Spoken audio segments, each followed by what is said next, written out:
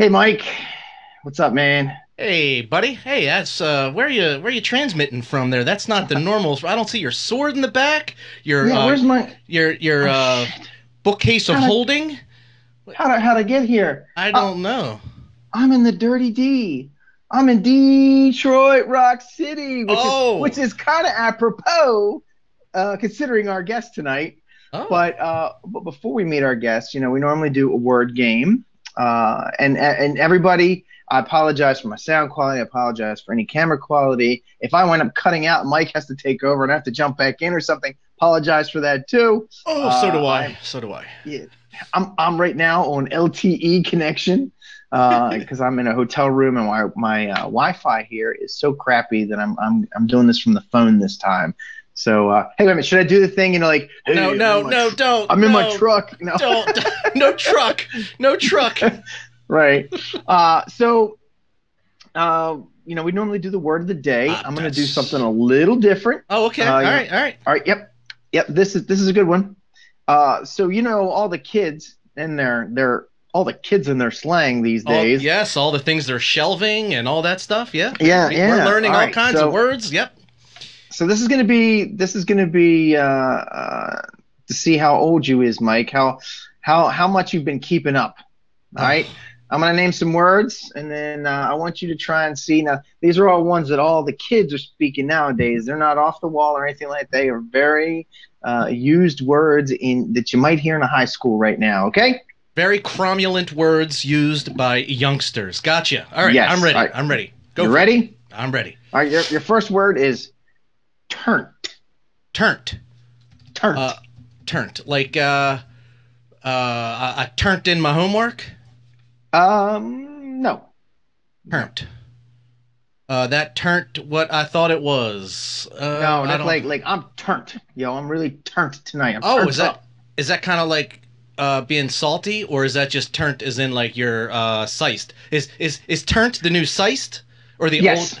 Yes. Yes, sized? it is. Okay, gotcha. Meaning All right. excessively hype or excited. We older folks used to say, well, actually, in my 30s, people used to say sized. So now I know I need to say turnt in my Turnt. 40s. I'm Gotcha. All right. turnt. I'm All right. turnt. Okay. On fleek. Micah, Uh, is you on fleek? I I wouldn't even know if I was on fleek if it bit me Yo, on the I got nose. I got some new glasses. Are they on fleek? Are they on? Are they tight? Do they look good? Are they in style, Yeah, fashionable? yes, on point. It's Right. on fleek. That's what On I'm saying. fleek. This shirt's hot, man. It's on fleek. On fleek. I gotta On write this shit fleek. down, man. Fleek. Yeah. I'm gonna All right. surprise the hell out of my kids. All right, Yeah. fleek and turnt. Yeah. Gotcha. All right, next. Ghosting. Ghosting. Ghosting. I was with this Oh. girl, Oh no. but See, I'm gonna be don't. ghosting now. No, because I'm leaving. I'm gone. I ain't have nothing more to do with her.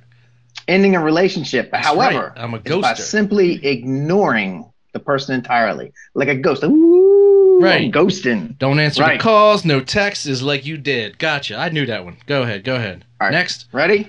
Mm-hmm. Bye, Felicia. Bye, Felicia. Bye, Felicia. That's what you would say when you was getting ready to ghost somebody named That's Felicia. yeah. Well, except if you was gonna So ghost, you wouldn't say anything. yeah. Okay. So But that's when you go out with a bang. You say bye, Felicia. right, it's kind of like talk to the hand. It's a way to dismiss someone. Oh. Originally Okay. from the All right. All right. 1995 Ice Cube movie Friday. All right, we're gonna Okay. do one last one. There's All a right. bunch. All We're right. gonna do one last one. Okay. All right. All right, this one. Should I do one that I know you're gonna know, or a different one? Oh no. I want it to be hard. Give me the hardest one you got. Okay, Bring it. hardest one I got. Cause I'm feeling turned. Come on. Turn. uh, something that's all right. Swerve. Swerve. Is You're it gonna different swerve than someone. getting It's your? you Oh. would swerve a person. Oh. Oh. Swerve. A person? Can you give me a hint? Would it be more like a swerve on a girl? Like if I No, swerve on a no swerve. Oh, could be then girl or guy. Could be anyone. then you're Could avoiding be your them. mom. Yes. Ding, ding, Yeah. ding. It's All another right. way to dismiss someone, as in, I don't have time to hear about your brother-in-law's startup. That needs funding. Swerve. Wow. All right. On Okay. that note, I'm gonna start. I'm gonna turn up this show. All right, turned it up. All right. Coming from the dark alleys to protect young and innocent people, picking up needles and putting them in trash bags, feeding the homeless, and wearing really cool outfits. It's time for the MythWits, the show dedicated to all things geek pop culture, drenched in absurdity and coated with sarcasm. Every week, we bring you the news and interviews from the Geekiverse. We tried our damnedest to be funny, but there are no guarantees. I'm your host, Peter Bryant. Joining me this week from across the land is Michael Kapis. Swerve. And our guest, Rock and Roll, or as we're going to call her tonight, Rock. And I got to get it out of the way right now. I do smell what the Rock is cooking. Oh, okay. All right. Oh, there it is. All right. It's gone. Look, it was going to come out eventually. I knew it was going to come out, so let's get it out of the way now. All right. Coming out like a steaming turd. All right. So Roxanne, a.k.a. Rock and Roll, is a member of the Initiative, a group of real-life superheroes featured on the HBO documentary Superheroes, oddly enough.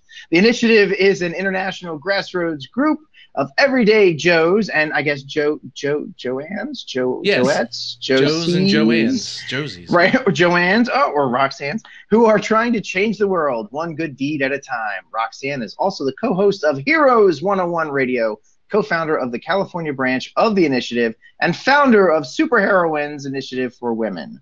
Roxanne teaches self-defense classes, coordinates homeless outreach events, has picked up over 7,000 used needles, and provides evening safety patrols with her team. She is currently finishing her second book, Origin Story, How to Be a Real-Life Superhero in 12 Steps, coming out this month. That's a different kind of 12-step program.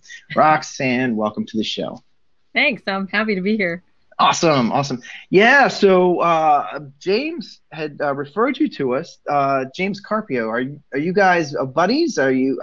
He's from the San Fran area. Yeah, actually, he's I believe it's his cousin that that referred him to us, and then from him to you. So yeah, I see. Okay, very cool. Small world after all. Yeah. Yeah, and I'll have to admit, I misunderstood. So when he was first talking to us about this, Mike, what did I think? I thought for some reason, I don't know why, but I was like, I don't know, it's some cosplaying band group that I don't, and I'm like, and then I started looking at it, so I was like, oh shit, I'm so dumb. No, it's right, okay. So then I got really excited because this is way more cool than that. So tell us, so you belong to a group called the Initiative, and you formed your branch. What exactly is the Initiative? The Initiative started off with 4 people who moved to New York for the sole purpose of trying to do something. I mean, they actually saw themselves as, I want to call them low-budget Avengers.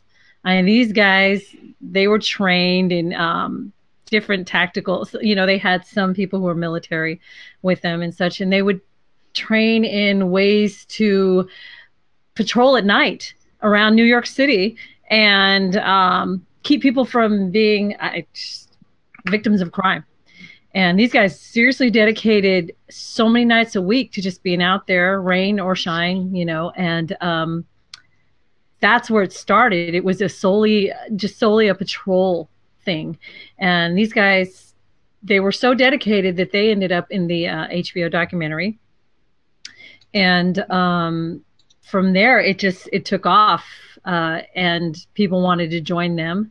And so they got a bunch of people into the New York branch. And from there, they started meeting new people and appointing new branches all over the United States. And we were the 3rd branch to be brought in. So let me ask you, is this, in the legality of this, is it, when these guys started in New York, was it more like a neighborhood watch program, but with a twist, or when it got to in your neck of the woods, is that where you put the twist on it? But basically it's a neighborhood watch. I mean, that's legally okay. Yeah, you're absolutely right. What it is it's more of a, I don't know, kind of a a punk neighborhood watch, but I only say punk because the clothes are pretty cool. But they wore costumes in the HBO documentary. They don't wear them out on the street. There's this whole community now. There's a community, yeah, of people called real life superheroes out there. Kick-Ass had something to do with it. You know, everybody wanted to be Right. out there, and exactly. I mean, every time there was a, you know, with the second Kick-Ass, there was a whole influx of new people coming in, going, "I'm gonna fight crime." You know, I am Batman, and Right. these. I started the thing that we liked about the initiative, because we could have joined any group, because there were a few groups out there at the time when we joined Right. about 5 years ago. The initiative took their stuff very seriously. They never wore costumes out on the street, because you can't really go what we call gray man, which is, for people who aren't familiar with the concept, gray man is where you're trying to just blend in with your environment completely and not stand out at all, and therefore better able to see what's going on. You Right. know, yeah, and that's what they wanted to do. They just wanted to blend in, but they wanted to be there, and they helped. I mean, there were muggings in Park Slope, there were, you know, purse snatchings, there were rapes and such, and they actually did their part to be a presence, not Yeah. so much with costumes on, but just a physical presence. Yeah. And things started getting better around the area. I'd like to think they had a lot to do with it. So this reminds me. This actually reminds me a lot of. Remember back in the day, the Guardian Angels. Is this a Yes. very similar type of group? Yeah, in fact, you know, a few of people in our California initiative were members of the Guardian Angels before they quit. And I don't know, there was some controversy back with one of the founders, I believe, Curtis Lewa, where he was sued by the New York Police Department. I think it was New York, that it was proven that he had faked some kidnapping charges against them or something like that. Gosh. I was. That's odd. Yeah, check that out. Look it up sometime. And I thought, wow, that's really kind of sad. They're supposed to be the ones, you know, watching Right. over, and yeah. But I he didn't faked them. understand That's that. kind of like me when I was younger, and me and my buddy, like, we started a little fire, and then we walked away, and then with a cup of water went and put it out. I mean, is that like You're what you're right. saying? Like, he faked crimes so that they could. Oh, wow. Yeah, there was something. I was really surprised because I loved what they stood for. You know, I thought Yeah. it'd be cool to be a guardian angel. But by the time Right. I got into this, they were. I mean, I don't even know if they exist anymore here in the Bay Area, because you Right. never see them. So it's been years. Yeah. But you know what? It's not God, what I your haven't seen name is. decades. It's not what your name is. It's what you do. And it, you know, if Exactly. you know, the initiative is the new Guardian Angels, then that's even. I'd rather be an initiative member than a Guardian Angel anytime. Yeah. Okay. So, when I first started looking into this, I was like, I'll have to admit, I was like, you know, because I saw the HBO special and I thought some of those guys were kind of funny. You know, I'm just kind of like, Oh my God. kind of, and they were showing Kinda like, videos. what are you doing? And they edited. I know they edited it to be entertaining and stuff. So I know there were some scenes in that documentary that would less than flattering. You know, like I think one of the guys was trying to show off his kung fu skills and he's falling down and stuff. And I'm just like, really? So when I was preparing for the show, I was like, well, let me look into this, you know, a little bit more. And I'm looking into it, and I'm like, well, I'm starting to read about all the other stuff that you guys do. You know, I mean, that is sort of like the HBO treatment, or the, you know, the make something interesting. You know, let's pick out the funny bits. But then I'm looking at some of the stuff that you guys do, and I really want to talk about that. I was like, wow, this is actually really, I mean, you guys do a really awesome thing. So, like, for example, let's talk about feeding the homeless. You guys go out of your way to help homeless people. So tell us, like, what do you, I mean, is it like food drives? Is it, I mean, what all do you all do? We have, well, our week is something like this. Tuesdays, we have our radio show. On Friday nights, we go out and we do our own patrol around the Mission District of San Francisco, because it's just been getting out of hand lately. So we go gray man. Okay. And then on Sundays, we go on our needle pickups. And when we do our needle pickups, we always bring food and water and socks, because those are the things that people ask for every single time we're out there.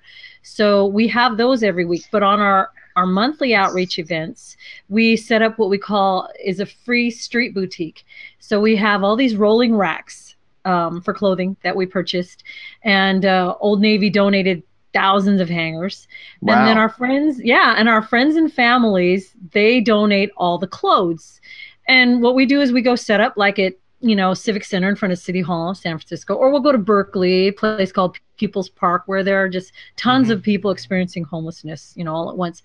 And we'll set up the boutique. We'll bring, our big thing is bean and cheese burritos, because oftentimes we try to give out, we try to give out sandwiches. A lot of people have dental problems. You can eat a soft bean and cheese burrito even with dental problems. So we do them by the hundreds, because really it's not that expensive. We pay for this out of pocket. Right. We make like, 200 to 400 burritos, and then we'll get water, and then we'll hang the clothes up, and we allow them to come in and pick up about 5 different items each. We'd give them more, but there's so many people, you want to make sure everybody gets their share. Right. So then they can go home with clothing, food, and water at least, for one more day. So we do that once a month. That's awesome. That is really, really cool. So I have to ask. So when you have the bean and cheese burritos, right? And I love bean and cheese burritos. I mean, that's a cool thing. If I was homeless, I'd be like, a sandwich or bean and cheese burrito. Do you bring do you have a place to plug in a microwave, or do they eat them cold? Is it okay to eat them cold? Oh, man. Or do you heat them up in a tray? Or we have this whole system. We learned it from our. We have this sister group and the fact that they're called the Legacy Initiative had nothing to do with us being called the Initiative. That's what they're called in Utah. And we met at this meetup, this sort of Super Bowl for RLSH, real life superhero gatherings once a year at Project Hope. But I'll tell you about that in a minute. But we met them, and they're like the burrito kings. They bring thousands of burritos out. And the way they do it is they get a commercial kitchen, and they do an assembly line. They have people who donate, all their supplies. They have an assembly line. These things are hot, and they're kept in these. You have these warmed up bricks at the bottom of these insulated coolers. Yeah, right. Yeah, right. Okay, that's cool. Yeah, I'm getting it. Yeah. And we just wheel them out, and by the time people get them, they're still, you can open them up, and there's still a little steam coming out of them. They're still warm. Nice. Yep.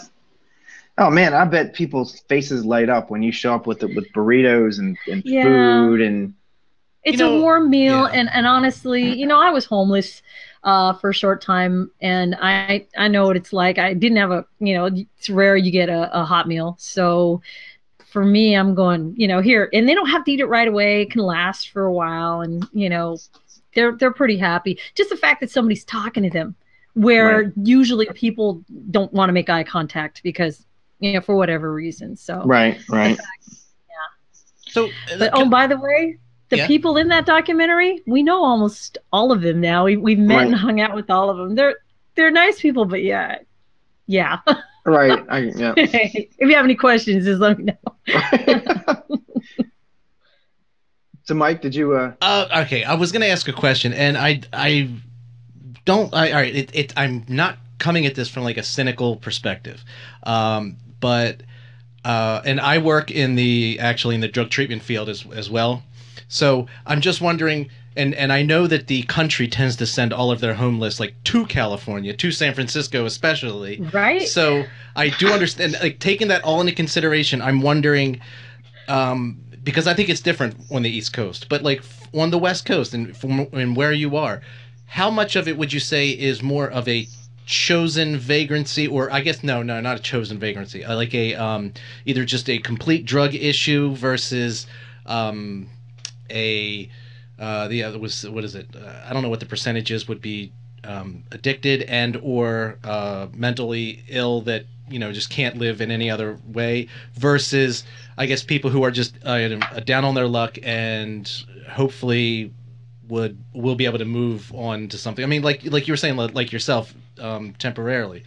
You being in this situation and for so long, what is your breakdown? Just in your anecdotal experience, what is the breakdown in that?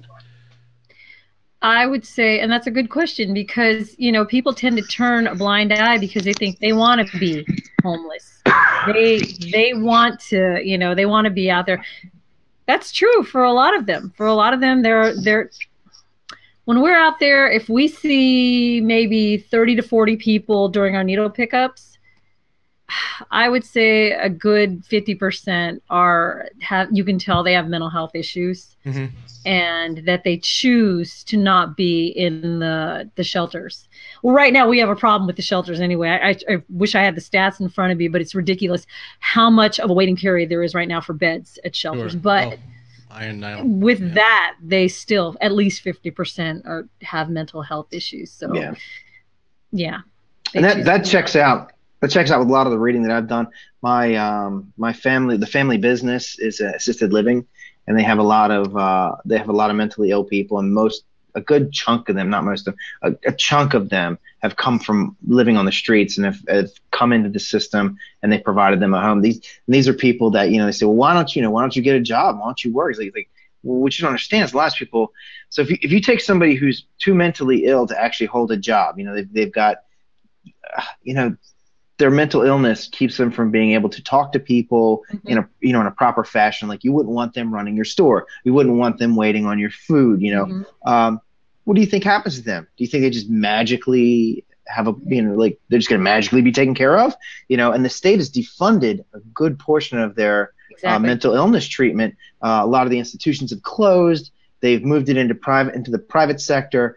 And then, some of these people fall through the cracks. And there's no one to keep up with them or to just, hey, this person got an institution, they went to this program, but then they just disappeared. It's like, oh, there's no one going and tracking that person down. So, and then as new people get, introduced into it, like every day someone has mental illness problems, or somebody new has mental illness problems. They graduate from high school, or their parents die or whatever, and they wind up on the street. And there's no watchdog. There's no magical entity that is just watching out for these people. They just wind up where they wind up, and yep.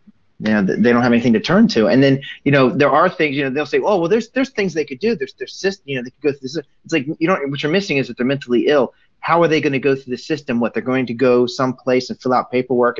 Well, if they don't have their stuff together, right. They don't have their mental facilities, they can't fill out this paperwork. You're missing the big piece of the puzzle. They have to go to an agency. Where's that agency? I don't know where it is. And if I don't know where one is, do you think somebody who's mentally ill could go find one easily? Right.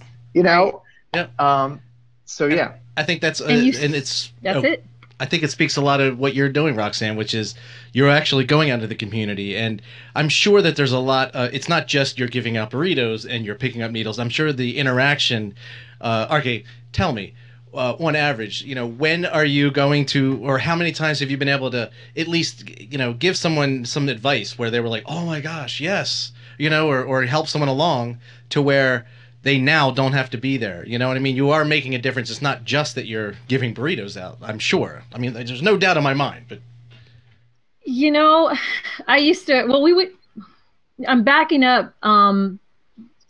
You guys summed it up perfectly. Because people are going, where do all these homeless come from? Why am I noticing them more now than I did, say, how many years ago?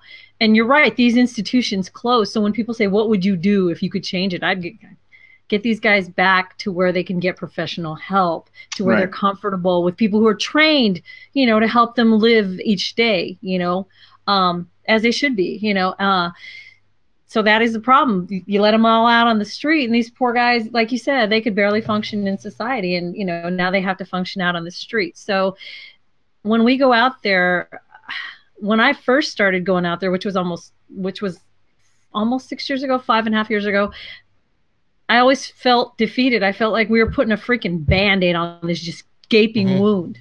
Right. And especially when we went down to, we did a homeless outreach down in Skid Row in LA, and I've never seen, they have the largest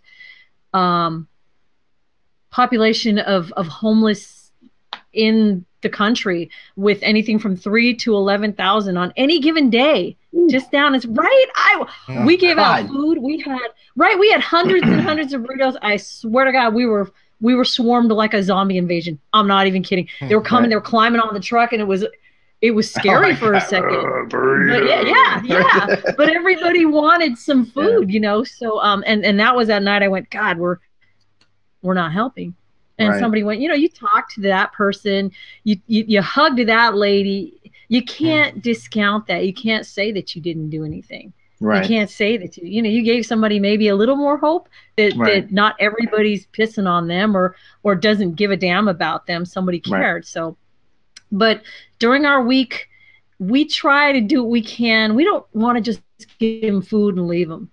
Give them a cab ride to family, or if we can get them, just anywhere other than where they are right there. If there's anything we can do, but mostly they just want someone to talk to. Yep. So, and you know what? There is a fine line, but it is still a line between enabling somebody and just being there and helping, and even just for a minute. And I'm reminded of, I don't want to call it a parable, but that story of the girl walking along the beach. I know this story I'm telling you about, right? Yeah. The girl who walks along the beach and picking up the oysters and throwing them back into the water, or I forgot what it was, throwing them back into the water, and she's been doing it, and she comes to an old man who says, why are you doing that? You look at all these clams on the beach, you're not going to save them all. And she said, but I saved that one. Right. That's exactly it. It's like, it's not going to make a difference to all these oysters, but it's made a difference to that one, and it made a difference to that one. Yep. Right. Yeah. And that's it's funny you should bring that up, Mike. There is a psychological thing. I was reading this book called Made to Stick many years ago, and they were talking about what they call sticky ideas. So ideas that stick around, like parables are sticky ideas. You remember them, they hang on. And it's one of the things that these agencies that try to help out say African children who are starving or whatever, and they found that their donations went up when they personalized it. Mm-hmm. So when people feel like they're trying to save an entire country and it seems hopeless, they don't tend to give any money because they feel like they're wasting their money because it's hopeless. But then when they say, you can help this child, and they personalize it, so you feel like you're helping the one, donations went way up. Yep. So it's kind of interesting that, you're helping out everybody as much as you can, but you're helping out one person at a time. It seems like, if people felt like they were helping out one person at a time, that it would be more, I don't know, you would get more reaction. Right. But it seems like that insurmountable problem. Like, we can't do anything because we can't do everything. It's like, no, that's not true. You can't do everything, but you can do something. But I'm just one guy. Right. I'm just one guy. Right. That's almost as bad as not in my backyard, right? So here's this is the point I want to come to, is that the reason why you guys, from what I'm reading, the reason why you guys like to dress up in your superhero garb is that it calls attention to the thing, because, like you said, Gray Man doesn't put any eyeballs on the situation, but all of a sudden somebody says, hey, there's somebody dressed up in a funny outfit helping these people out, but they remember that, and they see it. It gets visibility. Oh, absolutely. I mean, we've worked in soup kitchens for years. Nobody gave a damn. Nobody put a mic, to your face until you wore a mask or a cape one day. And then everybody's going, what are you doing? And then they want to join because, superheroes are the thing right now. I don't know one person that I hang out with that doesn't love everything that's going on in the Marvel universe right now. Right. So, everybody wants to be a superhero if you haven't already wanted to be when you were a child. So this is your chance. And if you want to reinvent yourself too, this is a chance to maybe be the better version of you, that you were. So the masks and the costumes, oh my God, when we wear them out, we'll do them for our once a month outreach. We're going, wear your whatever costume you want. Everybody swarms. What are you guys doing? Oh, we're doing this thing, and then they join us. So I love it. It's a light. Come on over here, Right. All right. So what do you wear? Yeah. Give us some ideas of some costumes you wear. Now, see, me, I teach free self-defense. How do we not have pictures ready to go? How do we not have pictures? I should have pictures. Oh, Well, Mike, hey, I think image 2 is a picture of Roxanne in her getup. Oh, well, you got it, yeah? That is well, you can't see it. Our audience can see it. No, but I think that'll turn them up. You turned up our group. There you go. So that was something we took the other night. It's for we're doing a calendar for it's a fundraising calendar. But and this is me with my husband, because he's the big geek that got me into this in the first place. And it's always some guy. Can you guys see it? Yes. Yeah. I don't know. Yeah. Yes. Yeah. Yep. Yeah. What do we got? Yeah. What is? Oh, okay. He's the guy. Oh, so I saw the video where you guys you did the ice bucket challenge, but it was more like the pie in the face challenge. Oh yeah. And he had the mask on. Yeah. Okay, right. Yeah. And he's him. like, he's got like the most iconic mask in the real life superhero community right now. It's he's called Nightbug. okay. I know he's gonna see. I know he's listening right now, but he knows I wasn't really crazy about that. He's a Spider-Man freak. I mean, ever since he was a little kid. But so that was as close as he could get without, So. Right. But the mask is awesome. I love the mask. We're gonna have to leave that mask on sometime. But oh dear. So I also saw you are you know a bit of the what martial art did you study? It's there's a mixture. This one's called Bok Fu. So it incorporates 5 different styles: Kung Fu, Karate, Taekwondo, Aikido, and Jiu-Jitsu. Wow. And then we're also studying Krav Maga. So and that way, because we've been studying Bok Fu for over 20 years, my husband and I, and we teach. So, but we never studied Krav Maga. So we started studying that so that we could get a really nice mixture. When we teach we started teaching in the LGBT center in San Francisco, because the rate of LGBT youth that were getting beat down in San Francisco was it was unacceptable. So any of it's unacceptable. Anywhere. Yeah, right. exactly. Right. So we teach them every Saturday, and then it just spread to whoever. I mean, if you got 3 people, we'll go to you and give you a 2-hour seminar. And from what we keep hearing from our students, we just did St. Mary's. A whole group of youth got us to come out there for their Founders Day and teach a 3-hour seminar. So we're trying to stop crime that way too, to make you not be there. Right. Best defense, no be there. Roxanne, is there anything else that you're doing that makes me and Pete feel completely inferior and like lazy bastards? Because I can speak for both of us. I mean, me probably. Well, you know what? I took a walk around the lake today, so. But I mean, other than that, I'm a lazy. Hey man, no I've been doing CrossFit. I know that's what Well, that's why I said, But that only helps me. Right. Now, I mean, so for the community, you know what? Mike, I think we do something for the community. I mean, look what we're doing right now. We do our own outreach. Right. We do a public service. We show here. the world what other people do. That's awesome. Right. Hey, that's important. We're getting the message out. That's our niche. You guys are so fun. Your tagline alone, the sarcasm, man, you're doing it. So you're making. I need to laugh. This shit is just so. When you're out there picking up needles and you just see the worst of everything. Mm-hmm. So anybody who can make me laugh, you guys are my heroes, because I need that. Otherwise, I'm hanging it up, So yeah, you guys are absolutely doing a public service. Oh, good. Well, thank you. We're heroes. Hey, Mike, I got a message in the chat room there that says they're having problems with the stream. How's our stream? Is the feed good? I don't know. Can you check? Just real quick. I'm sorry. This is a technical actually thing. It says it's just good. Just because we're live. Huh? It says it. I mean, it says the stream status is good. Ain't my fault if his internet is buffering. Right. Okay. All right. Tell him it. David, hit pause and then hit play. I don't know what to tell you. I'm gonna say in the chat room, y'all, hit pause and pause for the cause. We're showing a good stream. Right. Okay. Mike has a good, strong, healthy stream for once. All right, Mike's got a nice healthy stream for once. Sounds good. At your age, Mike, you'll take what you can get, right? I'll take what I can get. Oi. I buffer all the time over the toilet. Buffer.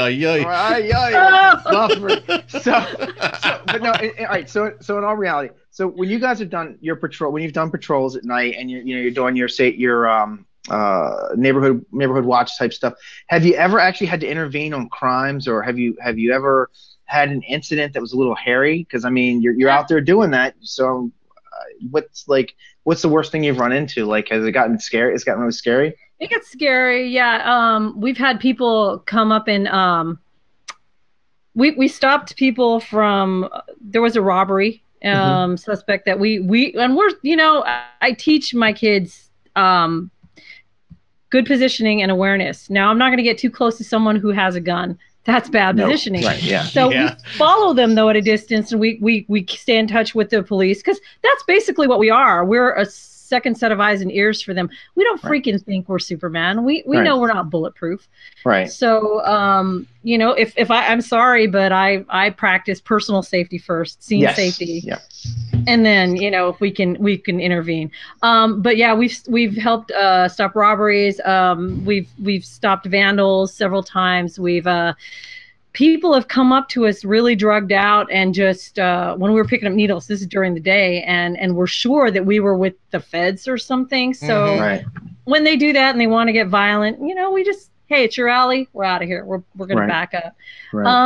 There are things that we've been involved in that this sucks. I'm sorry, but there are things that I can't talk about, but things that we do that we don't talk about because fine.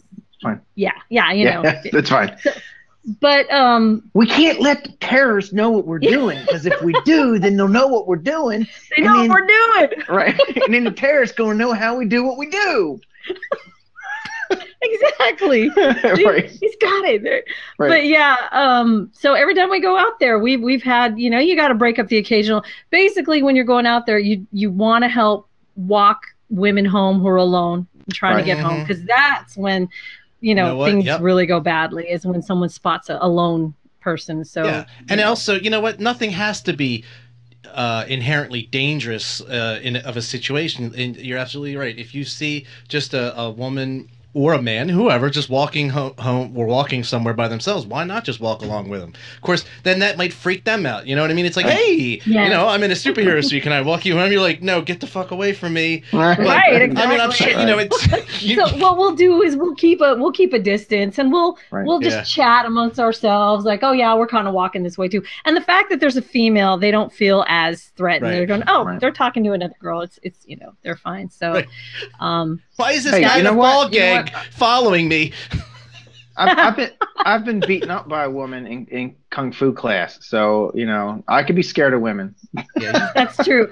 A woman. So sexist. Yeah, a woman. I'm just messing with you. But it is true. I did get my ass whipped a couple times in sparring class. I don't mean that you got your ass whipped. I'm like, it's a... No, that's me. It's fine. It's fine. He got his ass. They were better. Yeah, you know what else we try to do is we try to teach. We're members. We took Citizens Police Academy, which is why, like I said, I love the initiative. Of course, I'm pro initiative. You know, I had to ink it. But I love them because we will go and learn what we can. We're members of the Community Emergency Response training team. So just the other day, we helped locate a missing 89-year-old man with dementia. Yeah, he had wandered just gone overnight. He was found 12 miles from his home, but we answered the CERT alert. It's almost like a bat call, you know, bat phone. And we gathered and I got blisters from walking with them, trying to, you know, check everywhere we could to find this guy. And he was found safe and sound. So we teach, in case anybody's interested or is listening, we teach also emergency prep classes. Because we have CERT trainers in part of our team, and we'll teach you how to make a bug out bag, you know, and things like that. So, oh, cool! All right. Yeah, really. There's so many of us in different states that all you have to do is just check out our website, and we're right there. But can I mention two things? Sure, please. They'd kill me if I didn't. For one thing, there's Project Hope, which is like I was talking about the real life superhero Super Bowl, you know, type.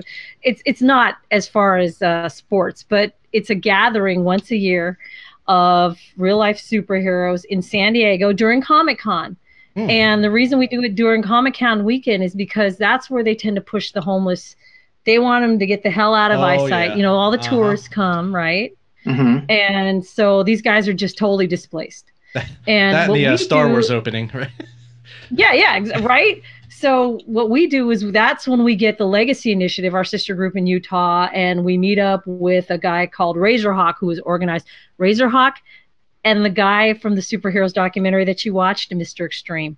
What's up, Razorhawk? I gotta tell you. What's up, Mr. Extreme? He is the most magnanimous person you will ever meet. You have branches. There's branches all over, right? Yeah. So what areas do we have branches in?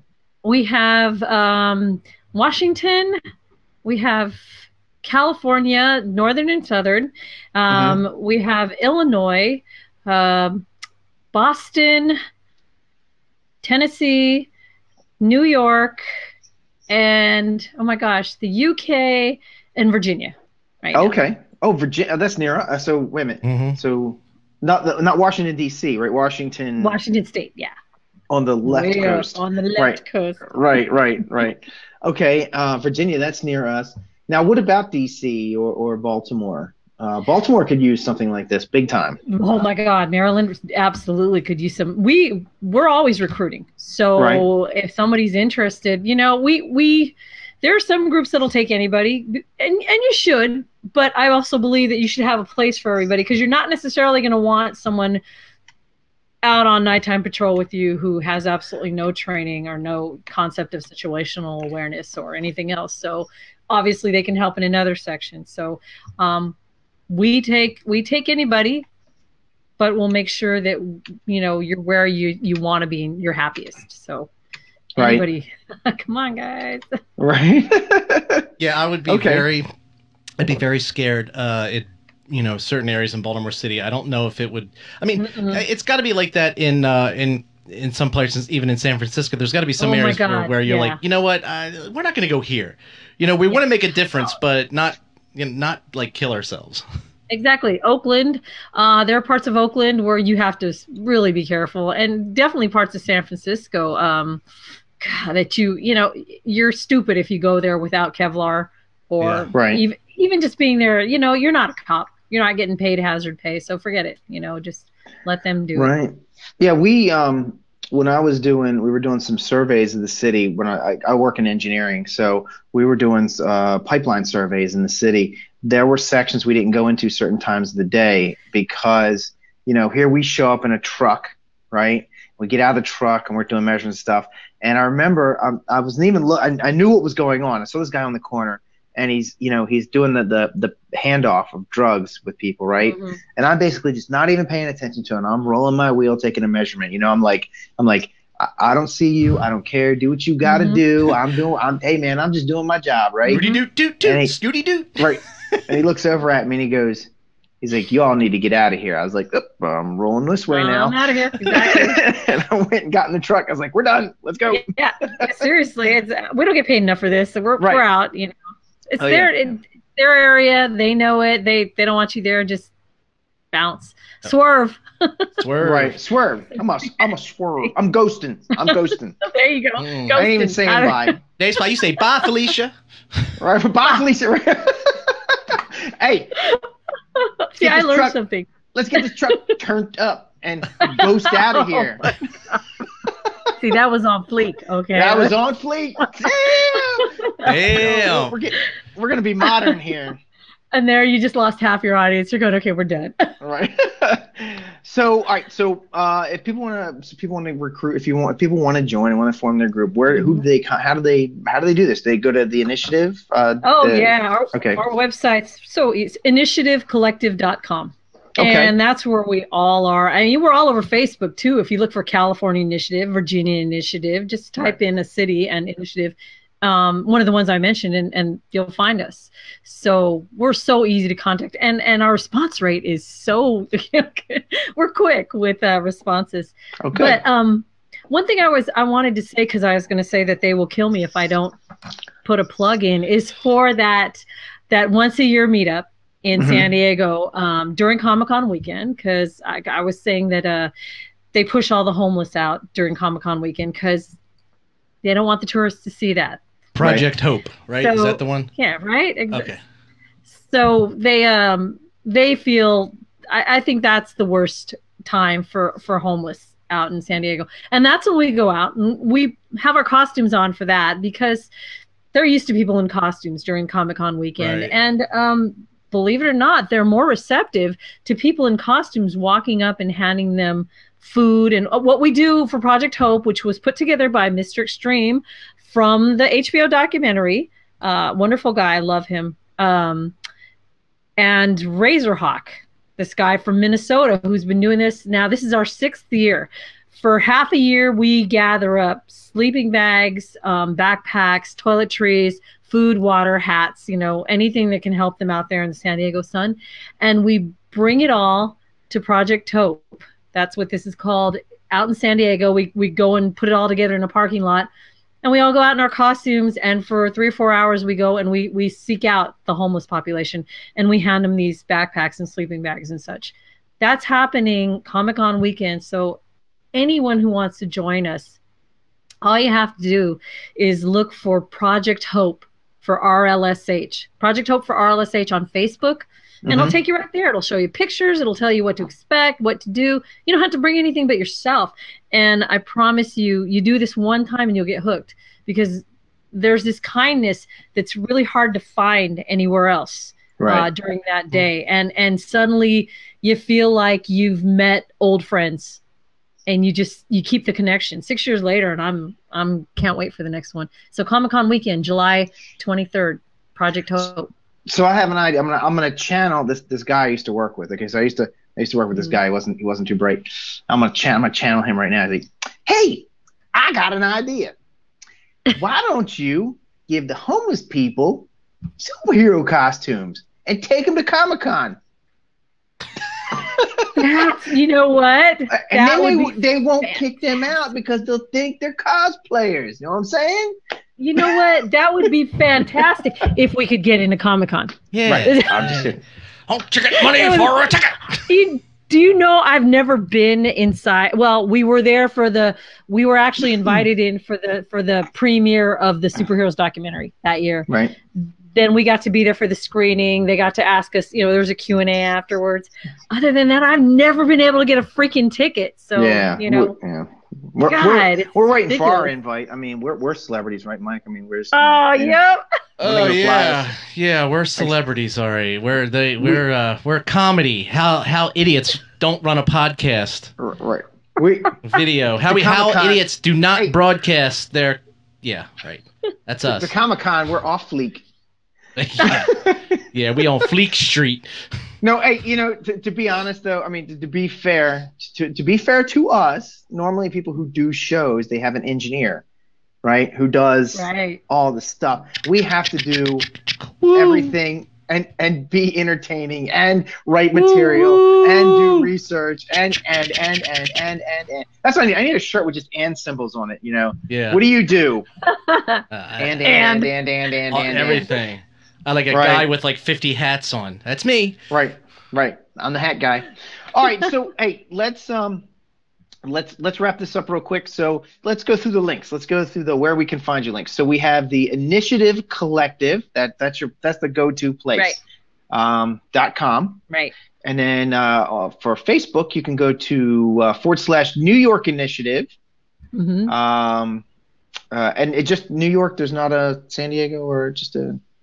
Is there different ones or? There's a California initiative. Okay. There's Boston initiative. There's Memphis initiative. And you can just enter the initiative in your Facebook search bar and it'll bring us up. Okay. So, good. And then link it to everybody.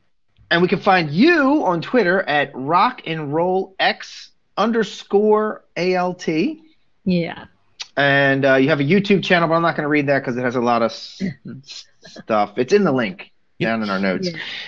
But or you can just type in, Rock and Roll Initiative, I guess, or something in YouTube, and you'll come up.